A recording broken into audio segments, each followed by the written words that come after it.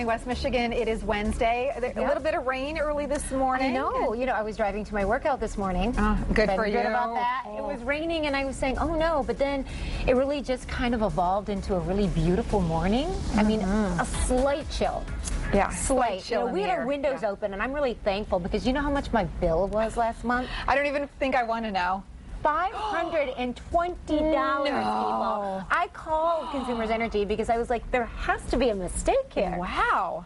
There wasn't. That's crazy. I know. What do you keep your temperature at inside the house? 79. Really? You have a lot of windows, though. We have a lot of windows, so it's running nonstop. And we have 2 units, actually, because, you know, we're in the city, and we've got one on our upstairs and one on our main level, too. So it's a little complicated. It broke the bank, Oh, yeah, I guess so. I'm really happy for this weather. Yeah, it was interesting. We have, you know, I have Tuesday night golf leagues with my daughter, Jacqueline, and it was so interesting. We went to golf league last night. I actually wore an Under Armour jacket to golf in because I was a little on the chilly side. I couldn't bring myself to put on pants, so I wore shorts anyway.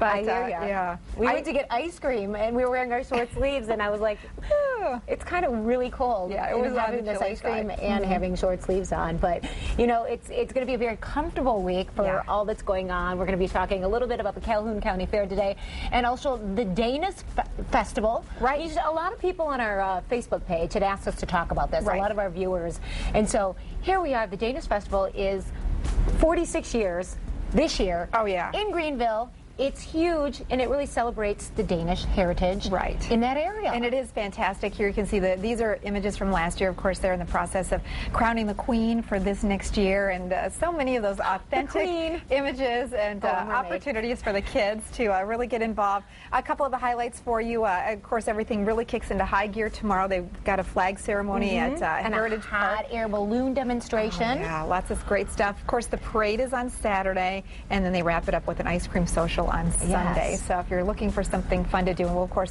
get their information linked on our website as well. Yeah, I was looking at their website last night, and they were saying a couple of the new things at the Danish Festival this year. A doggy fashion show. Oh. And a cornhole contest. Oh, those are becoming really big. They are. Yeah. We played on the set here. I know. I won. I still have to drink that green smoothie. Healthy shake. I should stop betting you food stuff. I know. Well, Terry, yesterday, you know, speaking of food, I was on my way home from lunch, coming back to work, and I was passing that area of Division Avenue where they're doing the filming of 30 Minutes or Less, that Ben Stiller produced movie.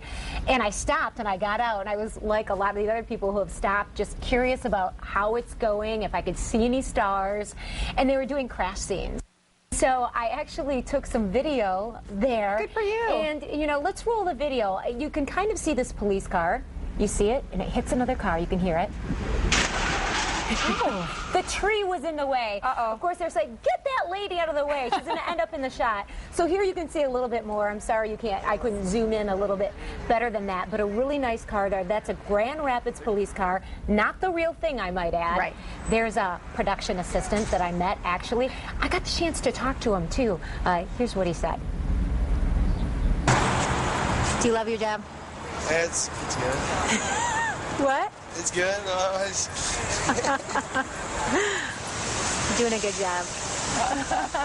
Actually, he was a really nice guy, and he's really kind of shy that I kind of was turned the camera on him. His name is Trevor, and I was curious. I'm like, Trevor, did you come here with the crew that came to shoot this picture? He's like, leave me alone, lady. He's like, no, I'm actually a local guy. They did bring some people, because I was curious about that. They bring some people with them, but then they hire a lot of local people to do things like that.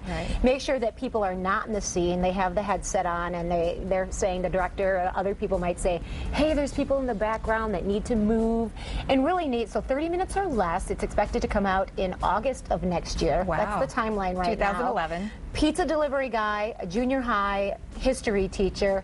They're forced to rob a bank with a bomb vest on. Okay. And then it's kind of like a lot of crashes, what happens, all that jazz. Sounds really interesting. It's supposed to be a serious comedy. Really? I know it sounds a little bit serious. It is. I was curious. My husband was actually asking, do you think they're going to base it in Grand Rapids? Because the movie that was shot in Coopersville is actually Coldwater. Right. But the police car that was in the crash was Grand Rapids police. So right. Apparently they're going to say, this is the town of Grand Rapids, and this is where it happened. Wow. So. That's exciting. Well, you know, it's interesting because, you know, I come to work at 4 o'clock in the morning, and the staging area for a lot of the production is behind the Van Andel Arena, the big parking lot area. area. And it's been kind of interesting because nobody's around super early in the morning, so I'm able to kind of peek around a little bit. I should get video at that time of the day. They have tents set up where I think they do a lot of the catering and have food for the crew and people who are working on the production. But it is interesting because they do have a couple of the Grand Rapids police cars that are for the movie. They're not painted in the same scheme. They're different. They're actually black and white instead of that navy blue, so there's no mistaking the movie set ones. But actually the filming is done on Division Avenue. As of yesterday, they wrapped it. They're on Oak Street today, so you're going to want to avoid that. It's in the same area, but they're going to be doing more crashes actually today. So if you get an opportunity to go down there, it is really neat. They are really nice. They just want you to stay out of the way when they're filming shots so that they don't get extra bodies in the background. And it can be a little bit dangerous too, especially with all the crashes. Right. That's and the why they shut it off. Yeah, that's a great idea. I will have to tell you, I love to keep some books tucked away because especially this time of the year, you know, my daughter Jennifer has soccer camp at Hope College, and I like to just have some books tucked away. I was at the library and happened upon this book. I wasn't looking for this book. I was looking for a different book and happened to catch this one. It's called The Max Strategy, and started reading it over the weekend. I've been reading it, and I just love it. It's a great book. It's nonfiction. It's the story of basically how to find your journey in life, and it's all about, you know, taking risks, taking experiments. Kind of the more risks you take, the better your odds of success. And it goes through some successful examples. You know, the guy that invented Levi's, and how Coca-Cola, how that formula was discovered and everything. It's really interesting, and so it's a super great read. It was written back in the mid-90s when economic times were really super good, and now here they are really challenging. So anyway, I love this book so much. I Googled the author, Dale Doughton, and just wrote, and I just said, I really just want to let you know, I love this book. It's a great read. I'm going to have my daughter, who's leaving for college next week, read it. And guess what? He emailed me back. Really? Yes. And That's so really cool. He just said, thanks for enjoying my work, and good luck to you, and I'm glad to hear your daughter's reading it. So anyway, so Dale Doughton will put his contact, or at least his website, on our website, and then you can get in touch with that. But it is really interesting. It is really neat. How a businessman got stuck at an airport in a snowstorm and ended up meeting a person who went through this snowstorm with him that kind of gave him a different insight and different perspective on life. It's a really good read, and if you're somebody who's downsized, you're looking for a job, you feel kind of stressed out, or maybe you're not feeling like you found your purpose in life, pick this up. It's, you know, less than 150 pages. It's I love a great self-evolvement books, but it all depends on how they're written. And it sounds like this is written in something that I would enjoy because it shows great examples of that when you're talking about successful businesses and people that have made them happen, and the tips that they have, or their own journey about sometimes you have to fail before you succeed. Most successful people do fail many times over. Exactly. In a big way. And so the journey and self-discovery. So anyway, it's called The Max Strategy, by the way, if you're interested in picking it up. It is a really terrific read. Well, neat. We have a special hello to say. We do. Happy birthday. Is really, really cool. Okay, so there's a little guy out there hopefully watching right now who's turning 1 year old today. So we wanted to say happy birthday to Weston Haas.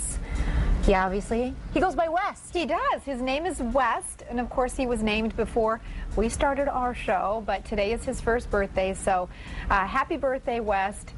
Stay West. I love that. And isn't he cute? He's a cutie. Adorable. His mom watches us every day. She's a stay-at-home mom, and just has kind of loved it. And she probably loves to see the progression and the growth of Coco through the last year as well. I like to hear from moms who also say, I have a little one that's your age. I can relate to what you're doing.